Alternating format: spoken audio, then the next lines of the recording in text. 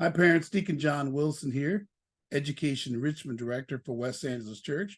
I'm going to talk to you for a few minutes here about how you can get your students or how to get a student into Howard University. Hey, let me say a few words about Howard. Howard's one of our 10 top schools. Notice I didn't say black schools, because obviously if it's one of our top schools, it's one of the top black schools. But it's an HBCU because it's a private school, has a rich tradition founded in 1867, etc. But today it is the number one school as far as number of application inquiries I get for private schools from my students. And I have to say, it's a fine school. It does a lot of great stuff with Career Start. I think it benefits and knows how to use its position in the nation's capital on the hilltop. I have a lot of respect for Howard University. I know a lot of you might think I'm a Howard alum, but the way I say that, some of y'all are Howard alums. Shout out for y'all. But no, I'm not a Howard alum. I'm a DC alum. I was born and raised in Washington, DC. A lot of you know that. I went to George Washington University, also in DC. But I am totally aware today of Howard's quality education, career development. Now, here's the problem. It's become a very selective college. And when a college is selective and private, in general, it's going to be harder to get merit awards. So it's going to cost you some money. It's going to be $30,000 to $45,000 per year in debt for most of you that are hearing this. Okay, if you get your student in. Now, fortunately, it's getting harder and harder to get in, and harder to get merit awards. So, but if you can get a top merit award at Howard, it can become definitely acceptable affordability for most of my middle and upper middle class families. So how do we get students into Howard affordably? Well, we need to have, number one, a GPA of, I would say, unweighted 3.7 or above to even have a hope to be affordable. 3.89 is better. 4.0 is the best. If you got straight A's or really close to straight A's, that's what you're going to need. You need to number two, you need to take the SAT. I know they'll admit you without the SAT, but if you go to their financial aid page, they won't get a merit award. So they need to take the SAT, okay? And they need to do well on the SAT. I would say to get in safely 1,100, 1,200, but to get money, 1,350, 1,400 they're going to need. And that means they're going to need SAT prep. And you need to hurry up because, as I said in the earlier video, you're looking at November and December that you need to do. I'll do a video on that again.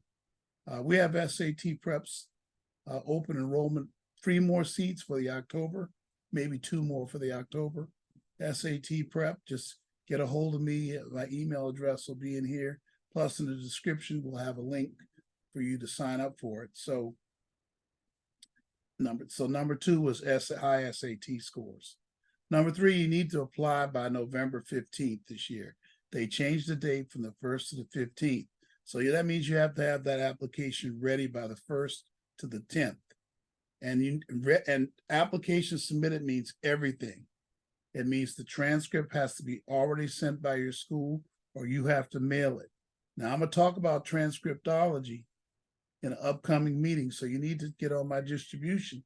Also look in the description so you can get those emails when I have meetings discussing transcript. I may do a video on it, or I may not, but I'll certainly cover that in the meeting. It means a complete application submitted during the early action deadline, which is November 15th this year. That means you got to have your Common App essay. It's got to be tight. If you need help starting it, get a hold of us. We have a small fee. For a small fee, we have essay experts plus me. We can help you with that Common App essay. Howard also will announce its supplemental essays in the next month. And they always announce it late in the season, usually around September 1st. You need to be checked in with someone who can help you with that. Now, listen, parents, that's a complete application. Everything done, transcripts and everything. The only thing you should be waiting on is SAT scores. They'll wait till the December scores are in, okay? And you'll say on your application that you've taken, the student's going to take November and December. And they should take both. They're trying to go to Howard University. Number 4, they need to visit Howard. Howard does check to see if students have visited. We're going to Howard on November 4th to 6th. And I'll do a separate video on it, but also it's on our website. We're going to post the price information in the next day or two. In fact, my webmasters have been bugging me for the information, but they need to visit Howard. They say, well, they visited 2 years ago. No, they need to visit as a senior, and you really should go with them if you can. But if you can't, just send them with me. That'll be good enough. We do have some people we know in the admissions office, and they recognize us. We go every year. In fact, and that brings us to number 5. Let me know they're applying, or let me help with the application, so I can give Howard a list of those who made the early action sign up. So I hope that helps with what it takes to get a student, into Howard University. I really do. If I can help in any way, reach out to me, get a hold of me. Howard's a great school. It shouldn't be the only school on their list, though. I told you it's going to be kind of pricey if they don't get a merit award. But just have other schools that are affordable, and we can help you with that too. But that's how you get into Howard, get the student into Howard. God bless you. I hope that helps. Bye-bye now.